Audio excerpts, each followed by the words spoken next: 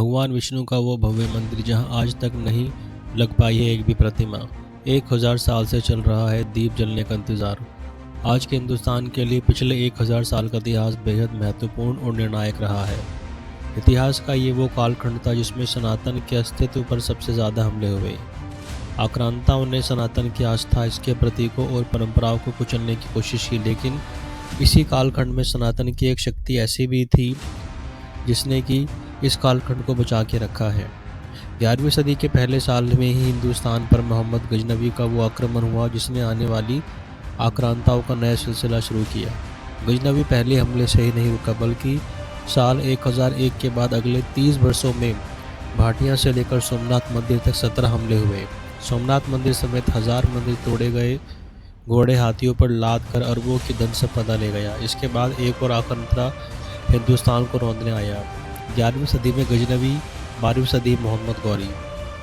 इतिहास के इस कालखंड में मोहम्मद गौरी और पृथ्वीराज चौहान के बीच भीषण युद्ध की कहानी आपने पढ़ी सुनी होगी। इन सब का जिक्र इसलिए है कि जिस कालखंड में आक्रांताओं ने कत्ले और गारत मचा रखा था, इसी काल में कुछ नई प्रतीकों का निर्माण हो रहा था। आक्रांताओं के कत्लेआम के बीच कुलचरी राजा के सनातन प्राण हो रहा था। छत्तीसगढ़ के कौशल क्षेत्र में विष्णु मंदिर की आधारशिला रखी गई। 1000 साल पुराने मंदिर का कालखंड स्थापित होने के बाद इसकी भव्यता बताने की ज़रूरत नहीं। आप जिस हिस्से में भी जाएं, आपको गजब की नक्काशी और हैरान करने वाली शिल्पकारी देखने को मिलेगी। आक्रांताओं के उस काल में मंदिर की ये भव्यता बताती है कि कुलचरी राजा देव के जहन में क्या चल रहा होगा। जब एक तरफ सनातन को नष्ट करने की चेष्टाएं हो रही थी, तभी वो राजा कैसे अपने राज में सनातन का सर्वोच्च शिखर तय करने का उम्मीद बना रहे थे।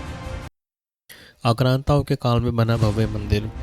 कुलचरी राजा का वो पूरा खाका आपको मंदिर के प्रांगण में स्थित है। इस शिलालेख पर दर्ज मिल जाएगा। इसकी भव्यता को कुछ मिसालों से समझिए।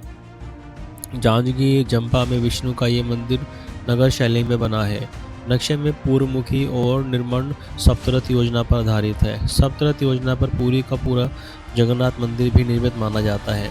मंदिर के गर्भगृह के दोनों तरफ कलात्मक स्तंभ और सामने महामंडप है। मंदिर के बाहरी दीवारों में ब्रह्मा, विष्णु और शिव की प्रतिमाएं अंकित हैं।